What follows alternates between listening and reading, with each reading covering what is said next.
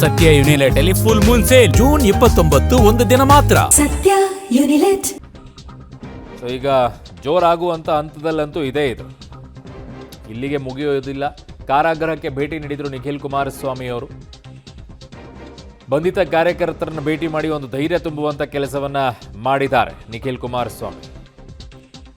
ದೊಡ್ಡ ಮಟ್ಟದಲ್ಲಿ ಇದು ಸಂಘರ್ಷಕ್ಕೆ ನಾಂದಿಯನ್ನ ಆಡ್ತಾ ಇರೋದು. ಹೋರಾಟವನ್ನ ಮಾಡಕ್ಕೆ ಮುಂದಾಗ್ತಾ ಇದ್ದಾರೆ. ಒಂದು ಈಗ ಇಲ್ಲಿಯವರೆಗೂ ಬಿಡದಿ ಇತ್ತು, ಬಿಡದಿ ಆದ ನಂತರ ಈಗ ಇಲ್ಲಿಗೆ ಬಂದಿದೆ.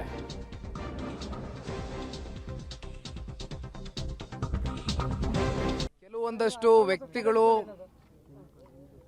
ಪ್ರಚೋದನೆಯನ್ನು ಕೊಟ್ಟು ನಮ್ಮ ಪಕ್ಷದ ನಾಯಕರ ಬಗ್ಗೆ ಅವಹೇಳನಕಾರಿಯಾಗಿ ಮಾತನಾಡಿರ್ತಕ್ಕಂಥದ್ದು ಸಾರ್ವಜನಿಕವಾಗಿ ಒಂದು ರೀತಿ ನಮ್ಮ ಕಾರ್ಯಕರ್ತರು ಹಾಗೂ ನಮ್ಮ ಮಿತ್ರ ಪಕ್ಷದ ಕಾರ್ಯಕರ್ತರಲ್ಲಿ ಪ್ರಚೋದನೆಯನ್ನು ಕೊಡ್ತಕ್ಕಂಥ ಒಂದು ಕೆಲಸ ಮಾಡಿದರು. ತದನಂತರ ಅಲ್ಲಿ ನಡೆದಿರ್ತಕ್ಕಂಥ ಘಟನೆನೂ ಕೂಡ ಇವತ್ತು ಕ್ಯಾಮ್ರಾದಲ್ಲಿ ನೀವೆಲ್ಲರೂ ಸೆರೆ ಹಿಡಿದಿದ್ದೀರಿ.